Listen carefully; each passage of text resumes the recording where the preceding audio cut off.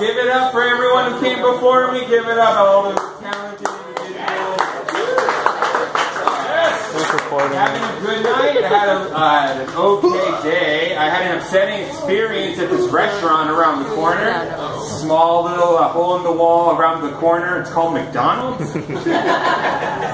Some of you have been there, apparently. My upsetting experience was not McDonald's fault, though. I went in, paid for my food, and I turned around, and there's this drunk homeless guy by the window. And here's the thing, I'm upset, but not because he's homeless or because he's drunk at like 3 in the afternoon, but it's because his order is healthier than mine. I don't know what rock bottom looks like, but that's how it feels like. Alright, so some comments earlier were talking about politics and religion. I don't want to go into something that hot topic and controversial. So I'm going to go veer to the left and talk about police brutality. Now, I want to say something up front. Police officer is a very, very hard job. It is hard emotionally, it is taxing physically, and it's not rewarding financially. It's a difficult job. I don't want anyone to think it isn't. But, just like every other hard career, there are people who are suited for it, and there are people who aren't. And the ones who aren't suited for it are the ones who make the news.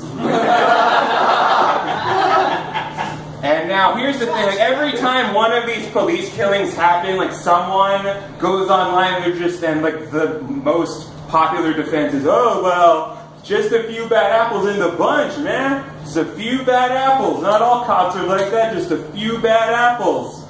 Which is true. Not every cop is bad. It's 100% true. But the difference between a police union and a farmer is when a farmer finds bad apples, they remove them from the fucking barrel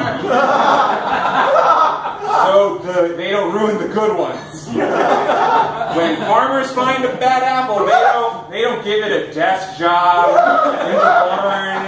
They don't give it a paid vacation to another orchard. They don't apologize for the apple on CNN. I don't have a punchline for this. So technically this is a bad joke with excellent points.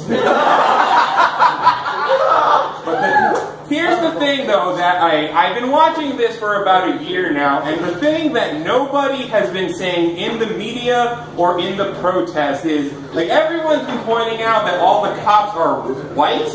No one is pointing out that all of these killer cops have been men. And I think that, I honestly believe that there should be more women cops, because it's going to reduce the crime rate. Here's why. Like that shithead that shot Michael Brown, what was his name? Fuck him, I don't care. That doesn't fucking matter. But like, he's like 6'4", blonde hair, blue-eyed, and like in decent shape, and I'm like, you know, if there was a woman cop with that same measurements, I'm not going to resist arrest, I'm going to request it.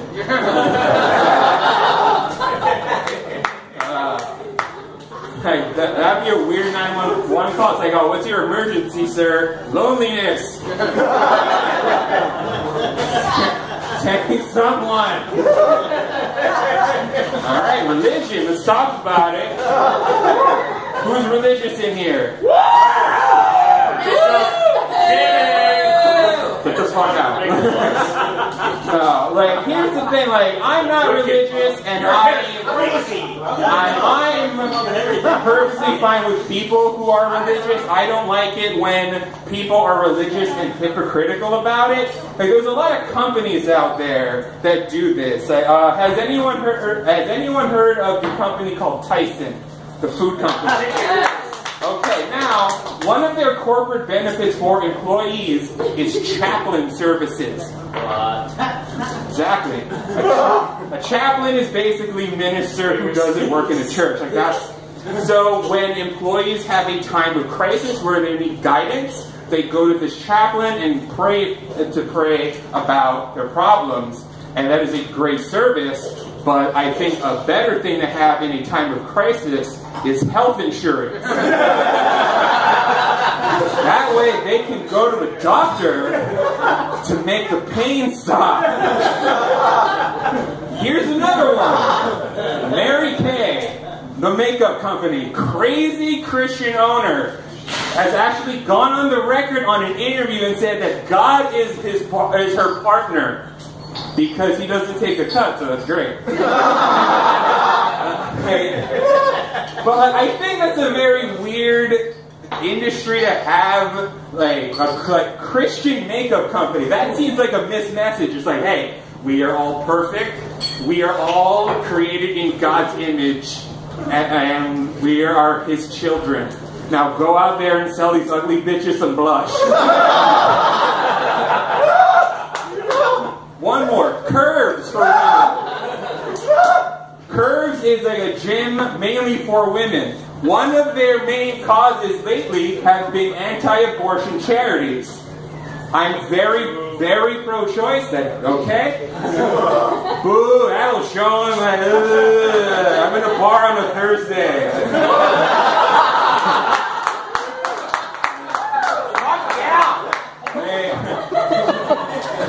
Curves have been very, very, very supportive of anti-abortion laws. Now, I'm pro-choice, but that makes perfect fucking sense for them, and here's why. If women get if a woman gets an abortion, she stops being pregnant. If she stops being pregnant, she doesn't gain baby weight, and if she doesn't gain baby weight, she doesn't need a membership to Curves.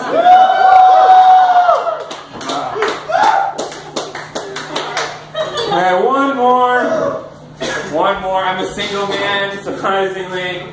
Right? I don't believe you. Okay, thank you, Preston. And who here has tried online dating? Who here? Yeah.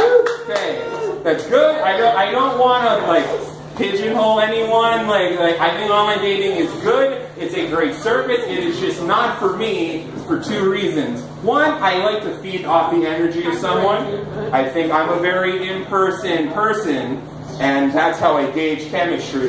The second reason I don't like online dating is because I know horny men make mistakes. Now, here's the difference between here and on Tinder. If I go up to some woman in a bar, like you, miss, what's your name? Lindsay. Lindsay. Okay, if I go up to Lindsay and I say something creepy and gross, like, "Hey, baby, let me taste your toes."